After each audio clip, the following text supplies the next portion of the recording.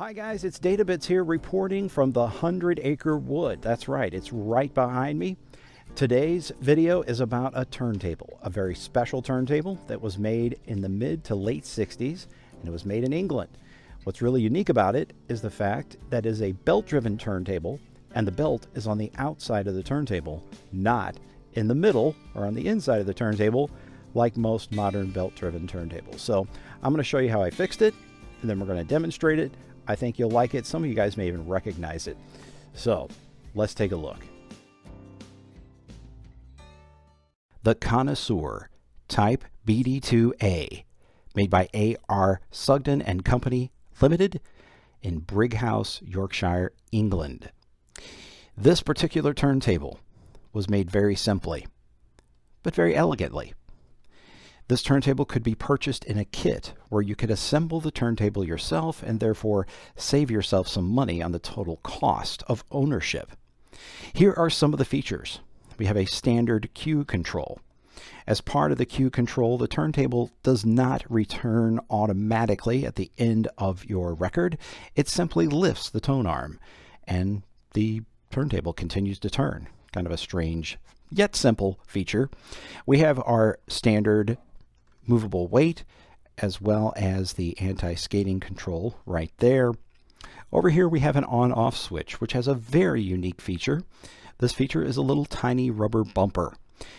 The reason there's a bumper there is because the motor is somewhat weak and the turntable is somewhat heavy. It is a solid aluminum platter turntable.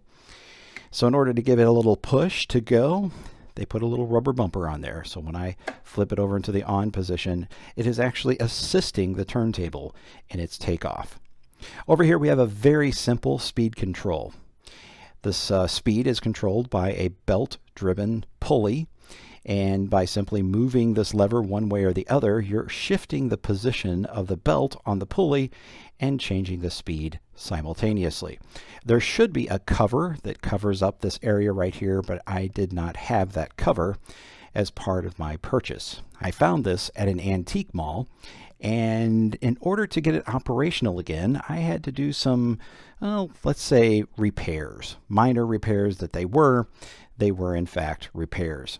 So let's go in a little bit deeper. I'll show you the cartridge that's on the inside of this head shell here, as well as show you what it took to get the unit working again, which was kind of simple. It was almost like a maintenance type repair.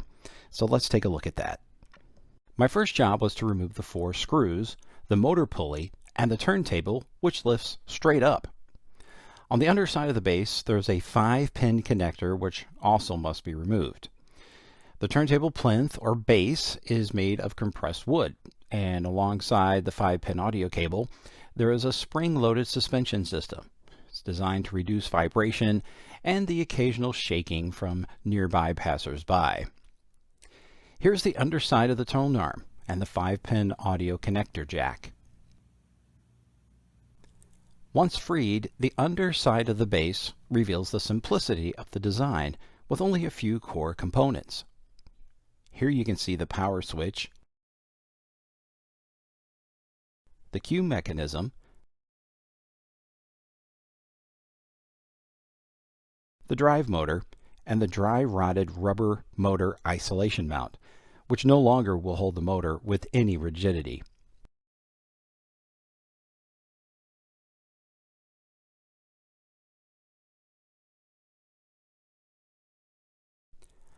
This motor mount must be replaced, yet where are we going to find such a replacement part?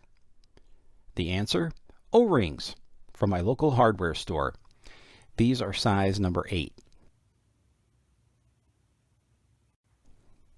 Place 3 of the O-rings on the motor and then replace the plastic clamp which held the original mount in place.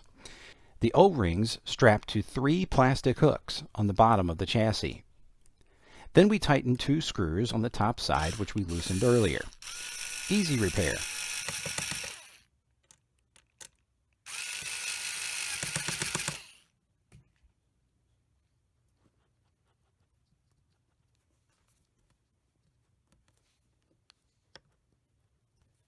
Here's the cartridge head shell, which we remove by pulling it toward the camera, revealing this connector.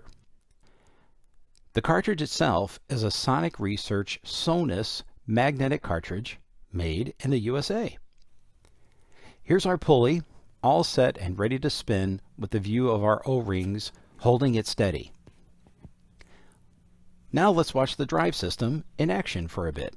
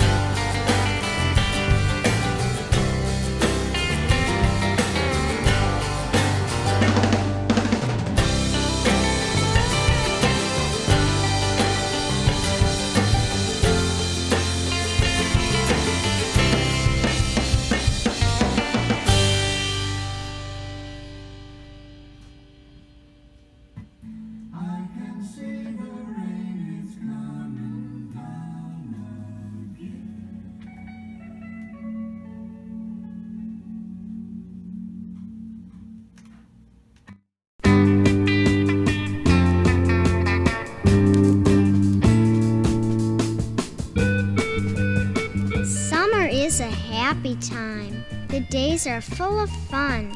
The trees are full of lazy leaves. The sky is full of sun. Summer is a happy time. We love the sun a lot.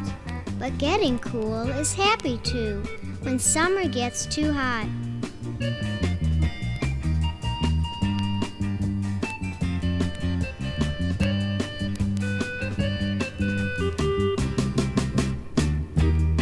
The summer sun. Remember all the times it made you hot, really hot, and you almost enjoyed it because you knew you'd soon be cool. That's the Chromalox double season of summer. Warm is beautiful when you know there's cold. Fragrant air is beautiful when you know there's filtered air. Summer is beautiful when you know there's Chromalox.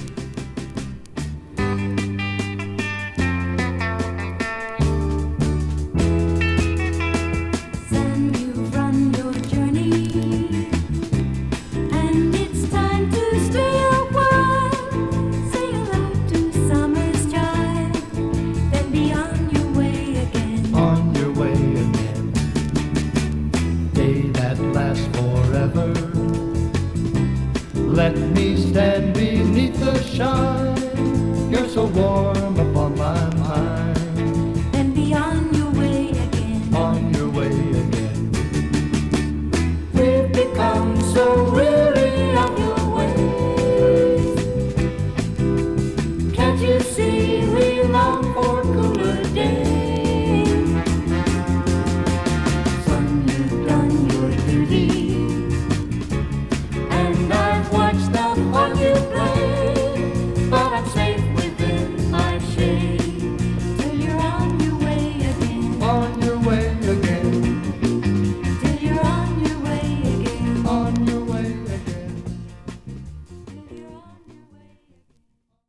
This will conclude our video about the Connoisseur turntable. I hope you enjoyed it. If you enjoyed turntables, you'll also enjoy these videos, also found here on the Databits channel. Thank you for watching. I hope you will share this with a friend and subscribe to the Databits channel for more awesome retro technology. This is Databits, your host, signing off.